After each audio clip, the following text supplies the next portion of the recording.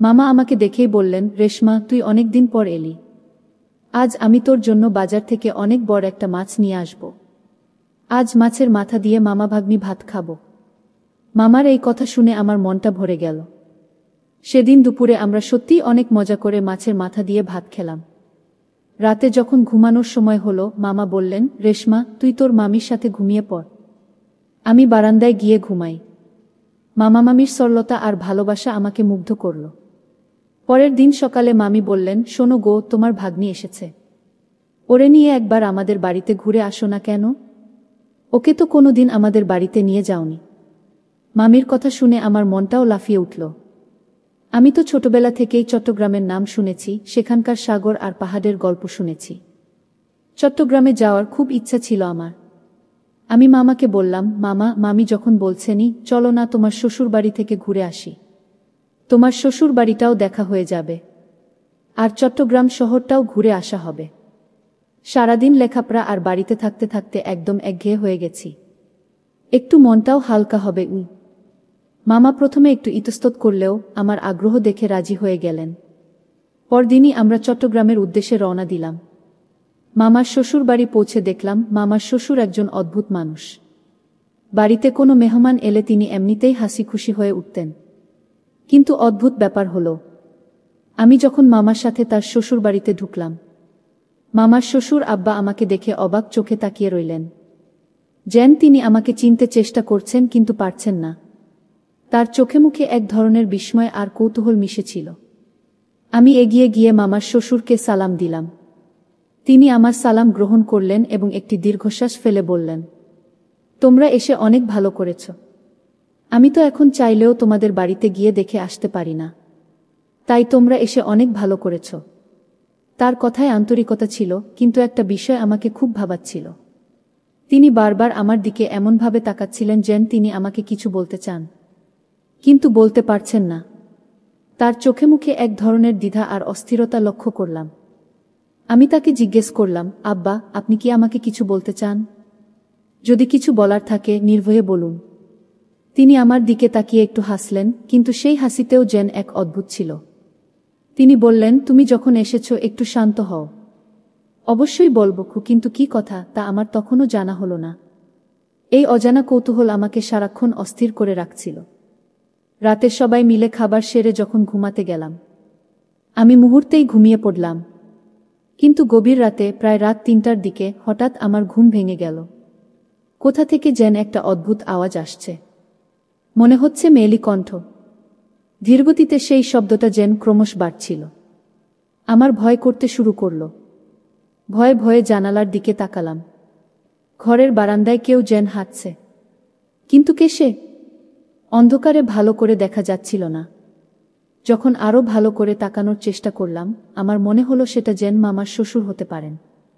কিন্তু এই রাতে তিনি বারান্দায় কি করছেন? আর ওই মেয়েলি কণ্ঠটা কার? ভয়ে আমার গলা শুকিয়ে কাঠ হয়ে গেল। পরের দিন সকালে মামা বললেন, রেশমা, চট্টগ্রামের রাজধানীতে আমার একজন বন্ধুর বাসা। সে ফোন করেছে তার সাথে একটু সাক্ষাৎ করার জন্য। কিছু জরুরি কথা আছে, আমার না গেলেই নয়। তো রেশমা, তুমি আজ আমার শ্বশুর বাড়িতেই থাকো। আমি আজ রাতটা বন্ধুর বাসায় থাকব, তারপর সকালে চলে আসব। মামার কথা শুনে আমার মনে মনে ভয় হলো। এই বাড়িতে আমি একা কি করে থাকব? কারণ এখানে তো মামার শ্বশুরকে আমার সুবিধার মনে হচ্ছে না। তার ওই অদ্ভুত তাকানো, রাতের রহস্যময় আওয়াজ, সবকিছু মিলে আমার মনটা কেমন যেন অস্থির হয়ে উঠল। মামা চলে গেলেন, আর আমি সেদিন রাতে ঘুমাতে গিয়েও কিছুতেই ঘুমাতে পারছিলাম না। রাতের রহস্যময় আওয়াজ আর মামার শ্বশুরের অদ্ভুত কথা আমার মনকে আরও বেশি আচ্ছন্ন করে ফেল। মামা চলে যাওয়ার পর পুরো বাড়িটা যেন কেমন শূন্য লাগছিল। আমি বিছানায় শুয়ে এপাশ করছিলাম, কিন্তু কিছুতেই ঘুম আসছিল না।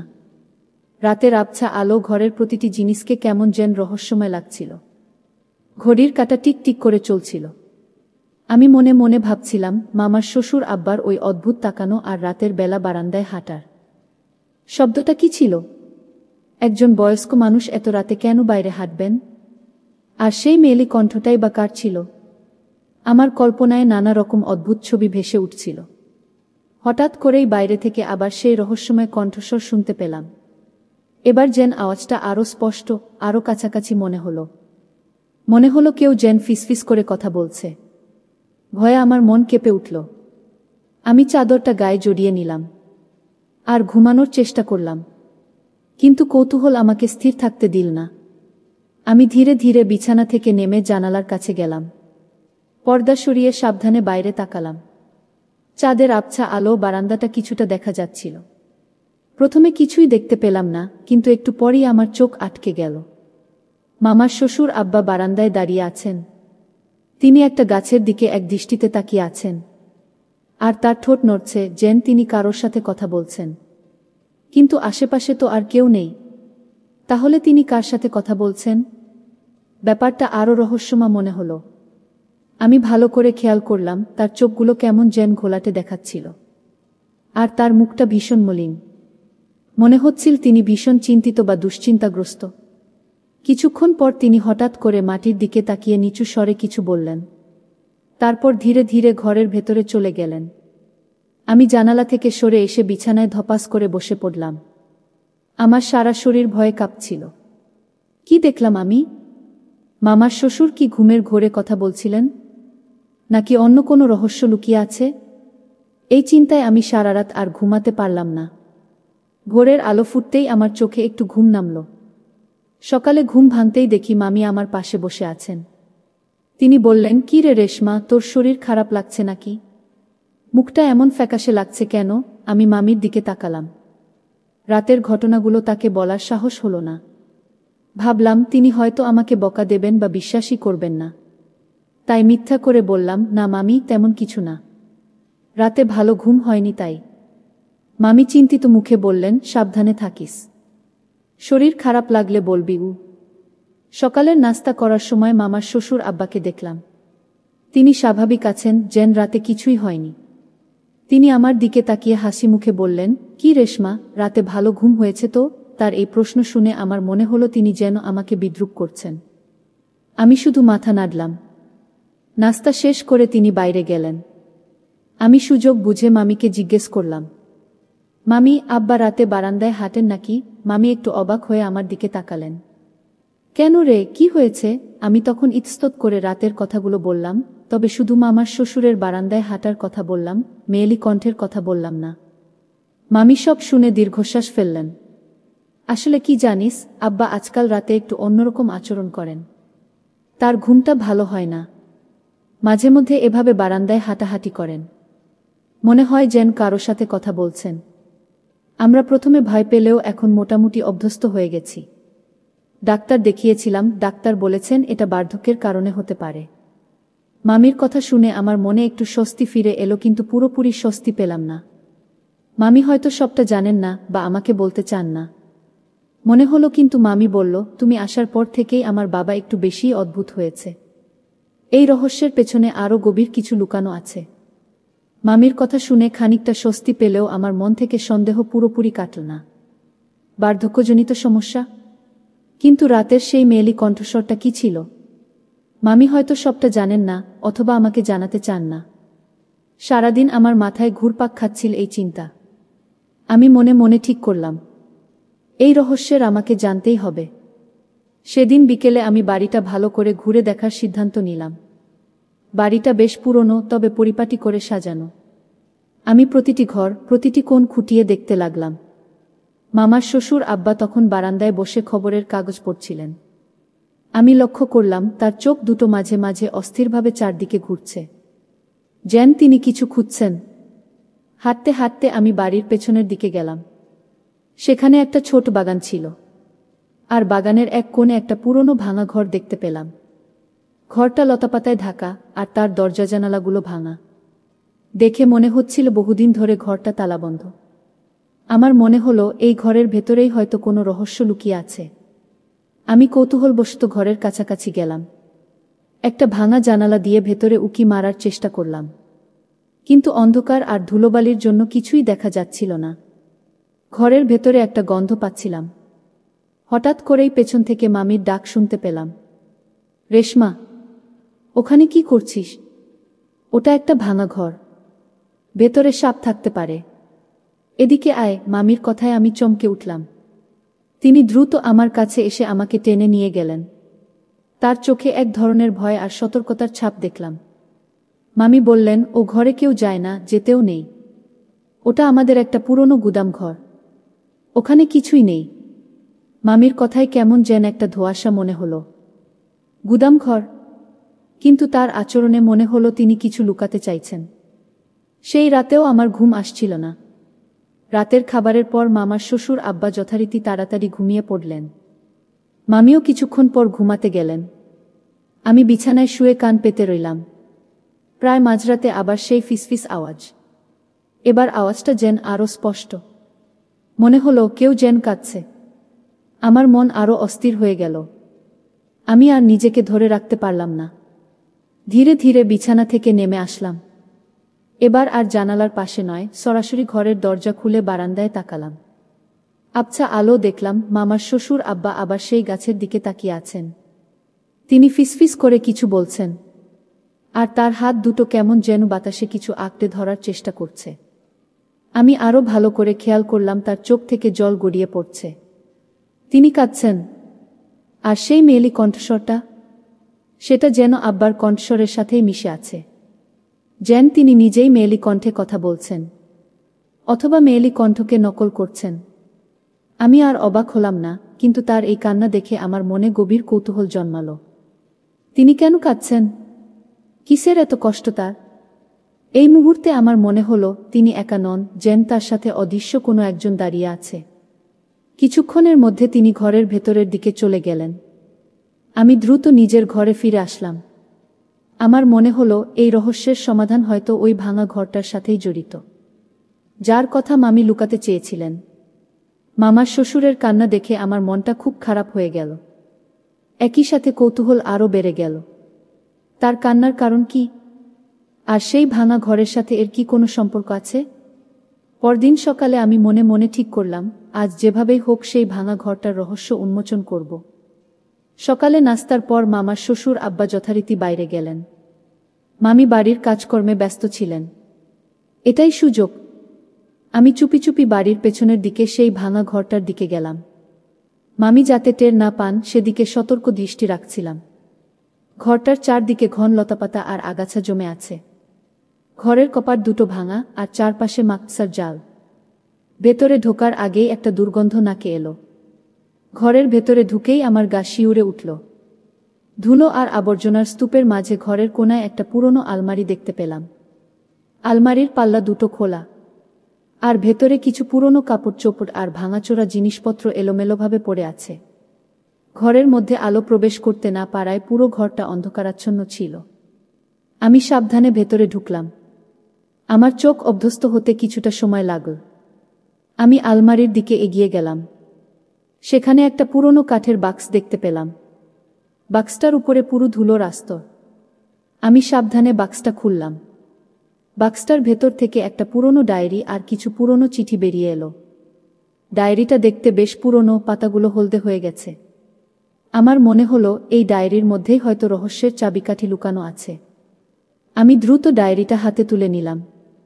ডায়েরিটার প্রথম পাতায় লেখা ছিল একটা নাম, জোহরা গুল। নিচে তারিখ ছিল অনেক বছর আগের। আমি পাতা উল্টে পড়তে শুরু করলাম। ডায়েরির পাতায় পাতায় লেখা ছিল এক নারীর দুঃখভরা জীবনের গল্প। জোহরা ছিলেন মামার শ্বশুরের একমাত্র মেয়ে। জোহরা খুব অল্প বয়সেই এক ছেলেকে ভালোবেসেছিলেন, কিন্তু তার বাবা মা সেই সম্পর্ক মেনে নেননি।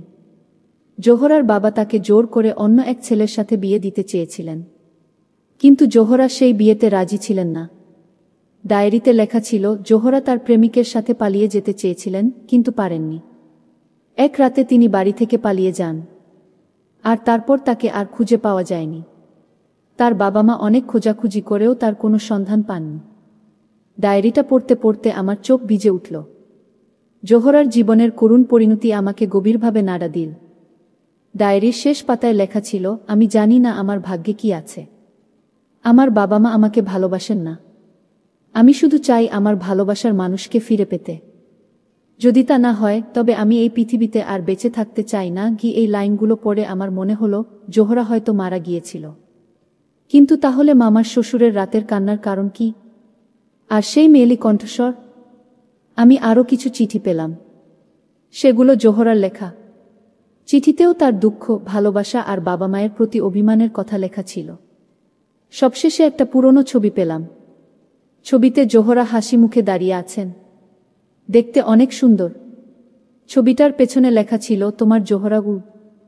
আমি ডায়েরি আর চিঠিগুলো নিয়ে দ্রুত ঘর থেকে বেরিয়ে আসলাম।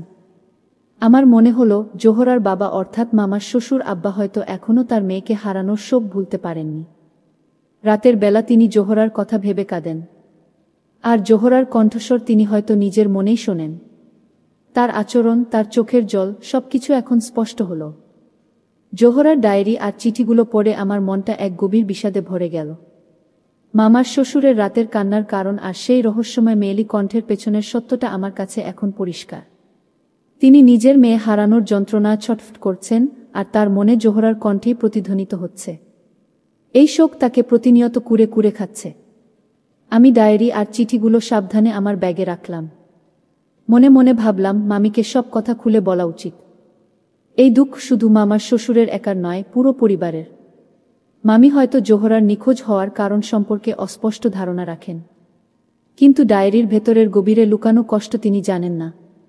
বিকালে যখন মামার শ্বশুর আব্বা বাইরে থেকে ফিরলেন, তখন আমি মামির কাছে গিয়ে ডায়েরি আর চিঠিগুলো বের করে আনলাম। মামি সেগুলোকে দেখে প্রথমে অবাক হলেন, তারপর আমার দিকে জিজ্ঞাসু দৃষ্টিতে তাকালেন। আমি তাকে রাতের ঘটনার কথা, মামার শ্বশুরের কান্নার কথা, আর তারপর ভাঙা ঘরে ডায়েরি ও চিঠি খুঁজে পাওয়ার কথা বিস্তারিত বললাম। মামির মুখ ক্রমশ ফ্যাকাশে হয়ে গেল। তিনি ডায়েরির পাতাগুলো উল্টে দেখলেন। জোহরার হাতের লেখা দেখে তার চোখ জ্বলে ভরে উঠল। আমরা জানতাম জোহরা চলে গেছে, মামি ফুপিয়ে উঠলেন, কিন্তু এমন মর্মান্তিক পরিণতি হবে তা ভাবতে পারিনি। ওর বাবা সারা জীবন এই কষ্টটা বুকে চেপে রেখেছেন, কাউকে বলেননি, নিজের ভেতরেই সব কষ্ট পুষে রেখেছেন। মামিকে আমি বললাম, মামি, আপনার আব্বাকে এই শোক থেকে মুক্তি দিতে হবে। তাকে বুঝতে হবে যে তিনি একা নন। জোহরা হয়তো নেই, কিন্তু তার স্মৃতি আমাদের মাঝে বেঁচে থাকবে। হয়তো জোহরার গল্পটা সকলের সাথে ভাগ করে নিলে তিনি কিছুটা শান্তি পাবেন। মামি আমার কথায় সায় দিলেন। সেদিন রাতে খাবারের পর আমরা সবাই বসলাম। মামার শ্বশুর আব্বা স্বাভাবিকভাবেই বসেছিলেন। মামি তখন ধীরে ধীরে ডায়েরিটা তার হাতে তুলে দিলেন।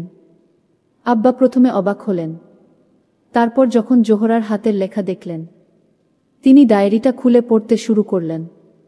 আমরা কেউ কোনো কথা বললাম না। তিনি পড়তে পড়তে কেঁদে ফেললেন। তার চোখের জল জোহরার লেখা অক্ষরের উপর পড়ছিল। অনেকক্ষণ পর তিনি ডায়েরিটা বন্ধ করলেন। তার মুখটা দেখে মনে হচ্ছিল তিনি যেন অনেক বছর ধরে চাপা পড়ে থাকা কোনো পাথর সরিয়ে ফেলেছেন। তিনি আমাদের দিকে তাকালেন, তার চোখে ছিল এক অদ্ভুত শূন্যতা আর সেই সাথে এক ধরনের শান্তি। তিনি বললেন, আমি জানতাম ও কোনোদিন ফিরে আসবে না, কিন্তু ওর এই কষ্টটা যে এতটা গভীর ছিল তা জানতাম না। এরপর আমরা মামার শ্বশুরের সাথে জোহরার স্মৃতিচারণ করলাম। মামি জোহরার ছোটবেলার কথা বললেন। আমরা সবাই জোহরার জন্য প্রার্থনা করলাম। সেদিনের পর মামার শ্বশুরের পরিবর্তন আসতে শুরু করল। রাতে তিনি আর বারান্দায় হাঁটতেন না। সেই রহস্যময় কণ্ঠস্বরও আর শোনা যেত না। তার মুখে ধীরে ধীরে হাসি ফুটতে শুরু করল। তিনি যেন জোহরার স্মৃতিকে নতুন করে বরণ করে নিলেন, কিন্তু তার হারানোর কষ্টকে আর নিজের ভেতরে চাপা রাখলেন না। কিছুদিন পর আমি মামার বাড়ি থেকে নিজেদের বাড়িতে ফিরে এলাম। এই কদিনে আমি শুধু একটি রহস্যের সমাধান করিনি, একটি পরিবারের গভীর দুঃখের অংশীদার হয়েছিলাম। আমি বুঝেছিলাম ভালোবাসার মানুষ হারানোর কষ্ট কতটা গভীর হতে পারে। তবে এটাও বুঝেছিলাম সেই কষ্টকে নিজের ভেতরে চেপে না রেখে সবার সাথে ভাগ করে নিলে তা হালকা হয়। এই গল্পের মাধ্যমে আমরা শিখি যে ভালোবাসার মানুষের কষ্ট বা হারানোর বেদনাকে নিজের ভেতরে চেপে রাখলে তা মানুষকে ধীরে ধীরে নিঃশেষ করে দেয়। শোক বা দুঃখকে ভাগ করে নিলে তা হালকা হয়। পরিবার বা কাছের মানুষেরা পাশে থাকলে যে কোনো কঠিন পরিস্থিতি মোকাবিলা করা সহজ হয়। অতীতকে মেনে নিয়ে সামনের দিকে এগিয়ে যাওয়াই জীবনের মূল মন্ত্র। আমাদের সবসময় অন্যের প্রতি সহানুভূতিশীল হতে হবে এবং বিপদে বা কষ্টে তাদের পাশে দাঁড়াতে হবে। বন্ধুরা, আজকের গল্পটি কেমন লাগলো তা অবশ্যই কমেন্ট করে জানাতে ভুলবেন না।